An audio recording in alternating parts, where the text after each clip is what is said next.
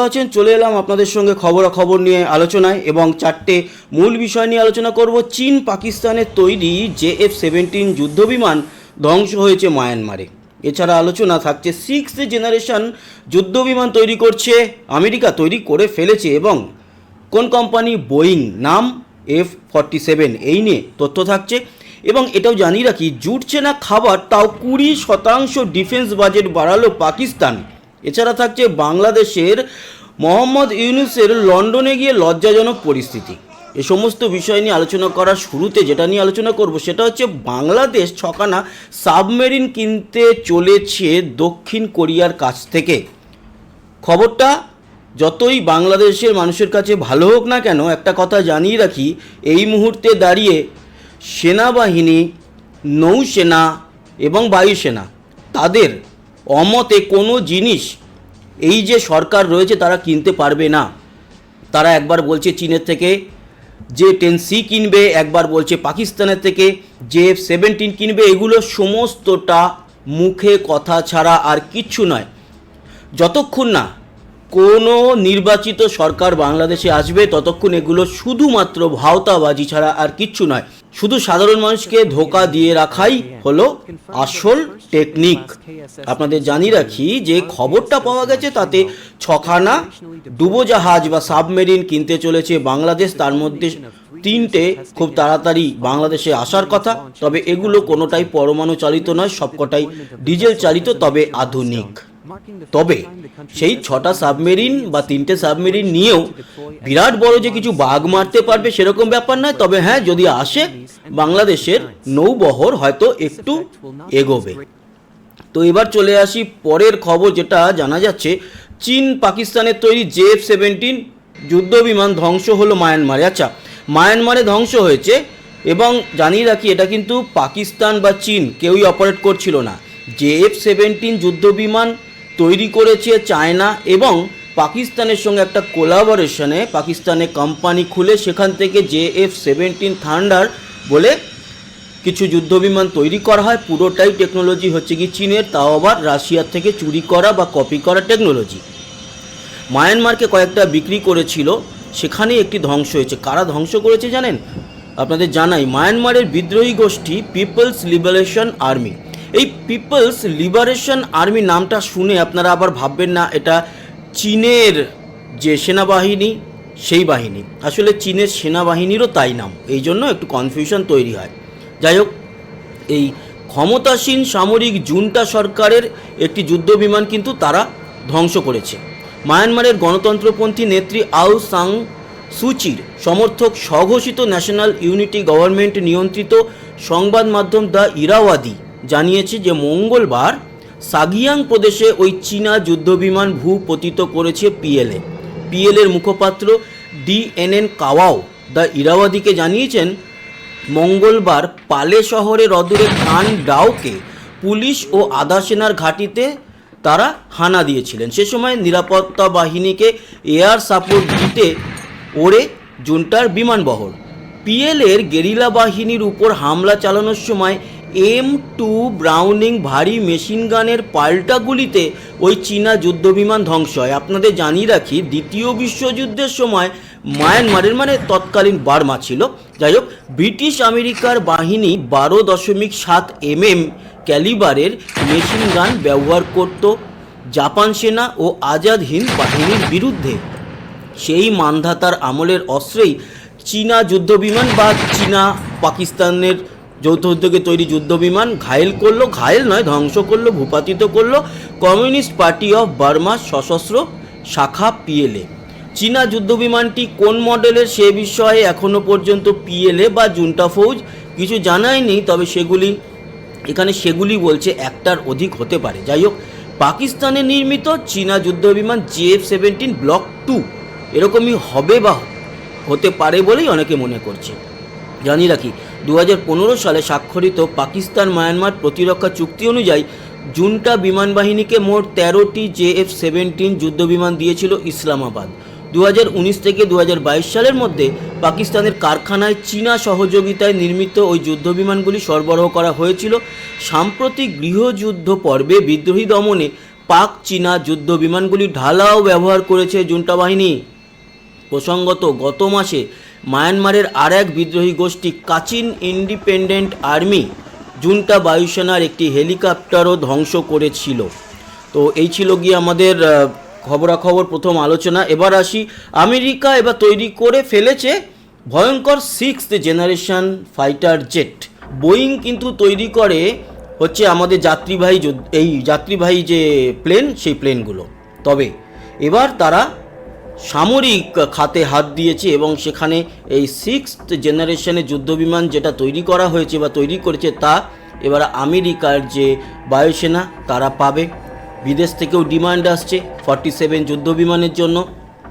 6 generation মানেই একেবারে অত্যাধুনিক। এখনও পর্যন্ত শোনা গেছে চীন একটি যুদ্ধবিমান এরকম উড়িয়েছে, তবে তার সম্পর্কে কোনো খোলাখুলি কোথাও কিচ্ছু তথ্য পাওয়া যায়নি যে সেটা অরিজিনালি 6th জেনারেশন কি না। কারণ 5th জেনারেশনেরই তাদের যে J-35 আছে তাই এখনও পরীক্ষিত নয়, 6th জেনারেশন তো অনেক দূর। তবে আমেরিকার যে F-47 সেটা যে ট্রু 6th জেনারেশন হতে চলেছে এরকম তথ্য রয়েছে। এবং আপনাদের জানিয়ে রাখি, অত্যাধুনিক ইলেকট্রনিক ওয়্যারফেয়ার এটা তো থাকবেই। এছাড়া হেলমেট থেকেই কন্ট্রোল করা যাবে রাডারকে, আর রেটিনা দিয়ে লক করা যাবে বিপক্ষের যুদ্ধবিমানকে। এছাড়া AI আর্টিফিশিয়াল ইন্টেলিজেন্স দিয়ে চালনা করা যাবে গ্রাউন্ড থেকে এই পুরো ফাইটার জেটটিকে, স্যাটেলাইট থেকে কন্ট্রোল করা যাবে এবং মনে হলে গ্রাউন্ডে বসেই স্যাটেলাইটের মাধ্যমেই গুলি ছোড়া যাবে।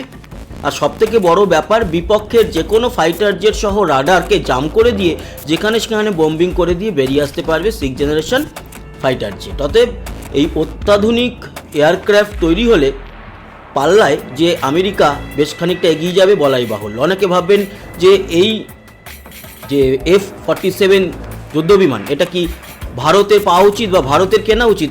একদমই নয়। আমেরিকার থেকে কোনো ডিফেন্সের কিচ্ছু কেনা উচিত নয়। তার সব থেকে বড় প্রমাণ অ্যাপাচে হেলিকপ্টার 15 মাস হয়ে গেছে, 3টে পেমেন্ট হয়ে গেছে, আমরা এখনও পাইনি। গতকালকেই বলেছিলাম আমেরিকার দিকে ডিফেন্সের কোনো জিনিস ঢোকা উচিত নয়। তবে হ্যাঁ, পলিটিক্যাল দিক থেকে যদি মনে হয় যে আমেরিকাকে হাতে রাখার জন্য আমাদের কিছু করতে হবে, কারণ ঘুষ পছন্দ করে আমেরিকার, বিশেষ করে এই মুহূর্তে যে প্রেসিডেন্ট ডোনাল্ড ট্রাম্প। কারণ এর আগে সৌদি বা কাতারে গিয়ে 3000 কোটি টাকার একটা প্লেন গিফট পেয়েছে বা ঘুষ পেয়েছে। তো সেরকম যদি কোনো ঘুষ দিলে আমাদের অনেক কিছু রাস্তা বড় খোলে, সেক্ষেত্রে সেটা আমাদের যারা প্রতিরক্ষা দপ্তর এবং ভারতীয় সরকার সেটা বুঝতে পারে যে F-35 নেওয়া উচিত কি না। কিন্তু যুদ্ধের জন্য চিন্তা করলে কোনো দিন নেওয়া উচিত নয়। আর এই F-47 তো আপাতত তারাই বহরে ইনক্লুড করবে, তারপর বিদেশকে বিক্রির চিন্তাভাবনা। এই ছিল F-47 আপডেট। এবার আসি, জুটছে না আটা খাবার, এদিকে 20% ডিফেন্স বাজেট বাড়ালো পাকিস্তান। বাড়াতেই পারে, কারণ তাদের সবচেয়ে বড় শত্রু ভারত একেবারে ঘাড়ের কাছেই রয়েছে। আর যেরকম মার মেরেছে অপারেশন সিঁদুরে, সেখানে তো পরপর আমরা তথ্য পেয়েই যাচ্ছি। পাকিস্তানও স্বীকার করে নিয়েছে যে হ্যাঁ, আমাদের পুরো মেরে কোমর ভেঙে দিয়েছে। নিজেরাই আবার বলছে না আমাদের 11টা নয়, আমাদের 20টা জায়গায় আঘাত এনেছে। সমস্ত তারাই বলে বেড়াচ্ছে এবং ব্রহ্মস ছোড়া হয়েছে সেসব বলে বেড়াচ্ছে তাদের প্রধানমন্ত্রী। অতএব তাদের এবার ডিফেন্স বা এয়ার ডিফেন্স সিস্টেম যে কিছুই নেই, সেটা বিদেশে আমেরিকায় গিয়েও তারা স্বীকার করেছে এবং বলেছে আমাদের থেকে অনেক উন্নত ও আধুনিক অস্ত্র ব্যবহার করছে ভারত। তাই আমেরিকার থেকে প্যাট্রিয়ট কিংবা ডেভিড সিলিং টাইপের বা থার্ড টাইপের এয়ার ডিফেন্স চাইছে। যদিও আমেরিকা বলেছে পয়সা ফেকো তামাশা দেখো, তো পয়সা কোথা থেকে দেবে? পয়সা দেওয়ার একটাই রাস্তা, IMF যে লোন দিচ্ছে সেই লোনের থেকে আরও বেশ কিছুটা অংশ বাড়িয়ে নিয়ে ডিফেন্স বাজেটে তারা কিনবে। তার মানে ঘুরপথে আমেরিকারই ডিফেন্স কোম্পানিগুলো লুটবে IMF-এর টাকা, আর মুরগি হবে পাকিস্তান। এমনিতেই কত লক্ষ কোটি টাকার ঋণ রয়েছে, 75 লক্ষ কোটি টাকার সম্ভবত ঋণ রয়েছে। সেই ঋণের যে সুদ, সেই সুদ দিতেই বছরের 45% বাজেট চলে যাচ্ছে। বাকি বাজেটের মধ্যে যা দাঁড়ায় তারও 20% তারা ইনক্রিজ করছে ডিফেন্সের জন্য। খাবে কি? এ তো না খেতে মরার মতো পরিস্থিতি। যাই হোক, তারা তাও ওই যে বলেছিল না জুলফিকার আলী ভুট্টো, আমরা ঘাস খাবো তবু পরমাণু বোম বানাবো, বানাতে তো পারেনি, দয়ায় দাক্ষিণে পরমাণু বোম, সেখানেও কিরানা হিলসে মেরে ভেঙে দিয়ে আমেরিকার জিনিসপত্র ছিল ভিক্ষায় দেওয়া, সেখানে আমেরিকার লোকজন ছিল, তারা আটকা পড়েছে, তাদের ধ্বংস হয়েছে সমস্ত কিছু। আমেরিকা কোনো ক্রমে সেখানে পজ ফায়ার ভারতকে রিকোয়েস্ট করে পজ ফায়ার করিয়ে নিজেদের জিনিসপত্র বার করে নিয়ে যেতে পারলে বাঁচে। সেই কন্ডিশনে 20% ডিফেন্স বাজেট, তাদের 20 কেন, আমি তো বলি 100, পুরোটাই, খাওয়া দাওয়া দরকার নেই, পুরো 100%ই ওরা জিনিসপত্র কিনতে লাগিয়ে দিক। কারণ 100% লাগিয়ে দিলেও আগামী 10-20 বছরেও ভারতের বরাবর আসতে পারবে না।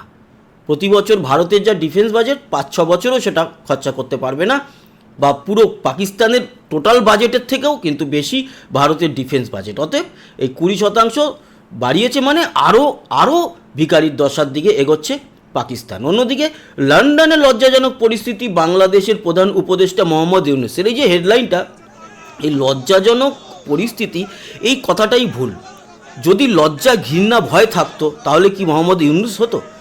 কোনো দিনও লজ্জা বা এইসব কিছুই নেই। এত সেখানে লোকে বলছে, সেনা প্রধান উল্টো পাল্টা বলল একটা সময় যে কোনো নির্বাচিত সরকার ছাড়া এই যারা অবৈধ সরকার, অবৈধ কথাটা বলেনি, যারা আছে তাদের কোনো অধিকার নেই কোনো করিডোর দেওয়ার, অধিকার নেই কোনো বন্দর অন্যের হাতে তুলে দেওয়ার।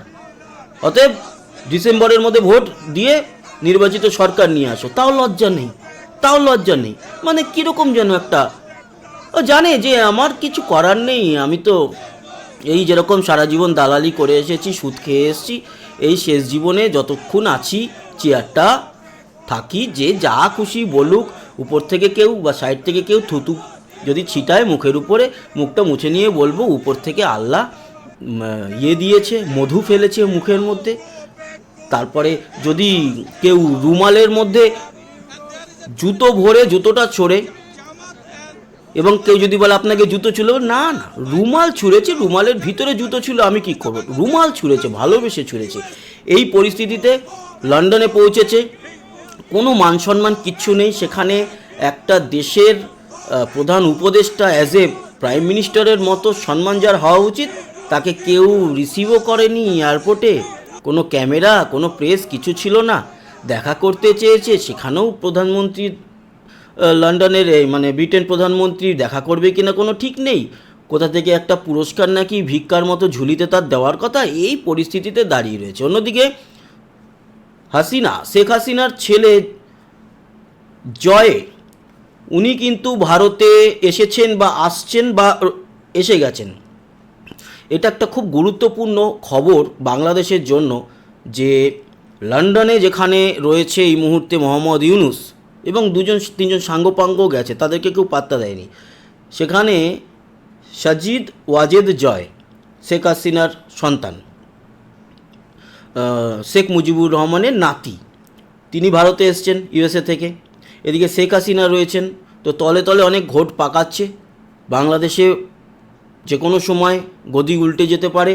নির্বাচন বলেছে মোহাম্মদ ইউনূস আগামী এপ্রিলে, ডিসেম্বরের মধ্যে নির্বাচন হওয়ার সম্ভাবনা। আর জুলাইয়ের আগেই এই মোহাম্মদ ইউনূসকে এবং তার চেলাচামুন্ডাকে সরিয়ে দেওয়ার কিন্তু সময়। কেন? কারণ ওই যে একটা জুলাইয়ের একটা কি নির্দেশিকা আনবে না, যেটার ফলে বাংলাদেশের সংবিধানকে চেঞ্জ করে দেওয়ার একটা পরিকল্পনা করছে, সেটা আসলে কিন্তু সেনাবাহিনী, সেনাপ্রধান কারুরই হাতে আর কিছু করার থাকবে না। ইভেন রাষ্ট্রপতিও সরে যেতে বাধ্য হবে, কারণ সংবিধান নেই। সংবিধান না থাকলে আর মেনে নেওয়ার ব্যাপার নেই, তখন জোর যার মুল্লুক তার। তার আগেই এদেরকে সরিয়ে দিতে হবে এবং সরিয়ে দেওয়ার পরিকল্পনা নিয়ে এগোচ্ছে। সব কিছু এরকমই খবর। বাকি এখন অপেক্ষা করতে হবে, দেখতে হবে, ওয়েট অ্যান্ড সি কী হয় বাংলাদেশে। খুব বড় পরিবর্তন বাংলাদেশে আসতে চলেছে।